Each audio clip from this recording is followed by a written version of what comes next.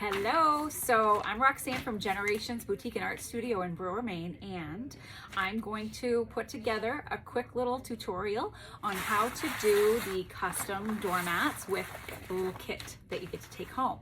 Inside the kit is your stencil vinyl. You should have your core doormat and a little cup of this paint that we use and a stencil brush. All right, so the first thing we have to do is we have to get this blue backing off of our adhesive stencil. So to do that, first thing we're gonna do is this clear tape that's on top, okay? We just wanna smooth that down with our hands real well to make sure that it's stuck on there really well. What that's doing, that tape is holding together all the inner pieces of our stencil as we peel this backing off. So, to peel the backing off, what you're gonna do is you're gonna flip it upside down. You're gonna start on a corner here, and you're gonna start to peel back this blue piece. You're gonna hold down this sticky vinyl. It's very, very sticky.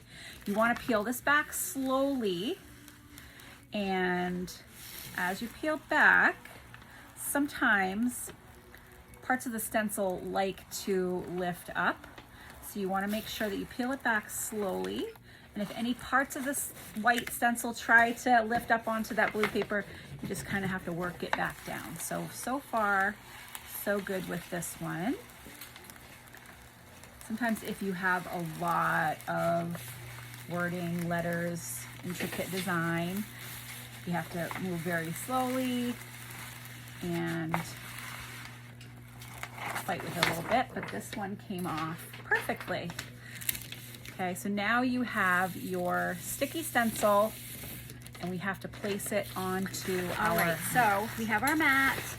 I'm going to flip this stencil sticky side down and center it onto the mat. This white stencil is cut exactly the size of your mat, so you don't have to get all fancy with rulers for centering it. You're just gonna line it up edge for edge, and then we're gonna press it down.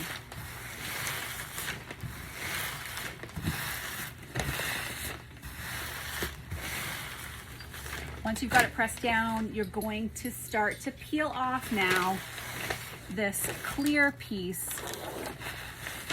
off the top. So I'm gonna slowly start to peel this back. And notice I'm pulling back this way. I'm not lifting. I'm just kind of sliding it back. And again, we want to make sure that the white stays stuck down to our mat.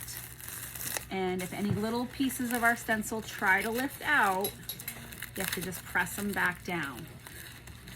All this is Glad press and steel, so it's just a very light adhesive, but sometimes it's stickier than you want it to be. So you just have to kind of go slow, peel it back on an angle, usually works the best. And just keep peeling until you get the whole thing off. All right, so now we've got to peel out the letters and our design. And so a little push pin works great for this. Just gonna find where my letters are and just peel them out one at a time.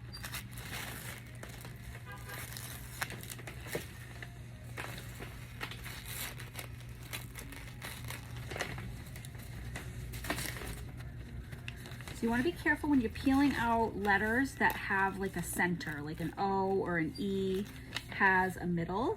So you want to pay attention to what parts should stay stuck to your mat and what parts should come out. For instance, this is a cursive O, so it's got some complicated little centers that need to stay in there. If you accidentally pull those out, don't worry about that. You can pop those right back in. It's not a big deal. Just don't lose them in the process, if you can help it.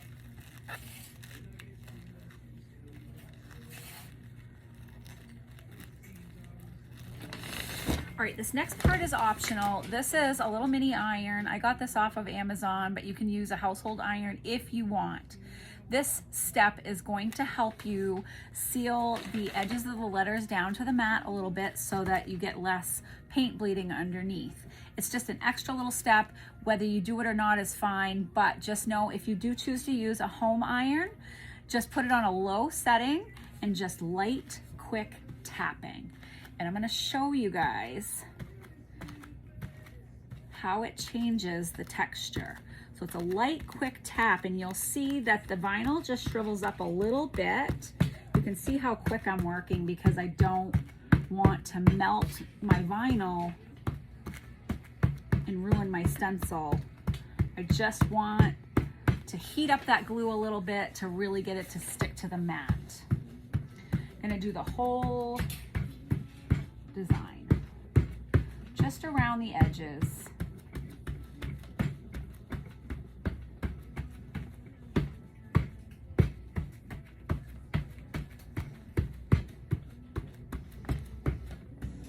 And this is what the difference is. You can see how it's got kind of a little bit of a shriveled up texture all around the outer edges of my design as compared to the spots that I didn't heat up.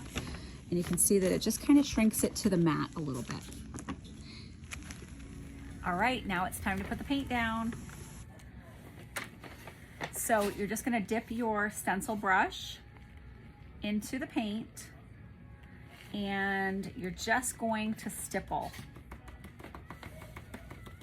And you don't want to wipe and swipe and push paint under the stencil. You want to just do a stippling method to fill in the entire design.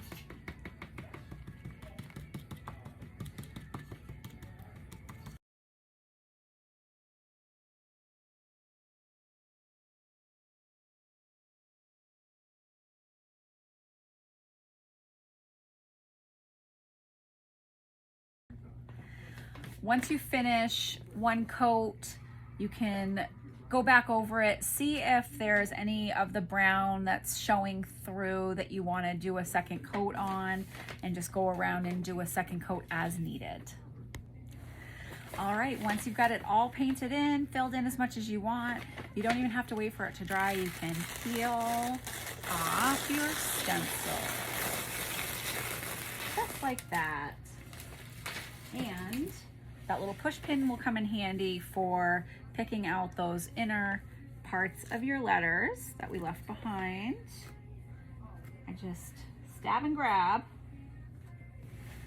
One last note, Voila. you can seal these to help them last a lot longer.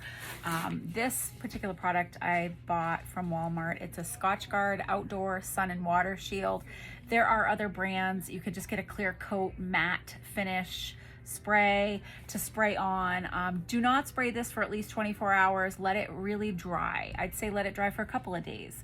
And then if you know that this is going to be sitting outside in a high traffic area, I mean, it is a natural product, core mats, it's coconut fibers. They don't last forever.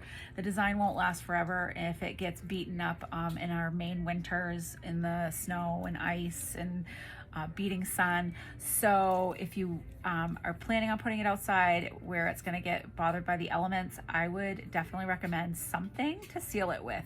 And if it does fade out, I know that sometimes colors fade out much faster than the black.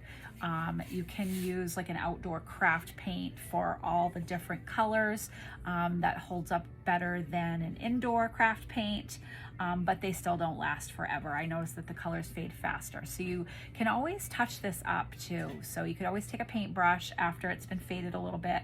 You could always take a paintbrush and you could just do little touch-ups and then reseal it and get a little bit more life out of it. So I hope you enjoyed.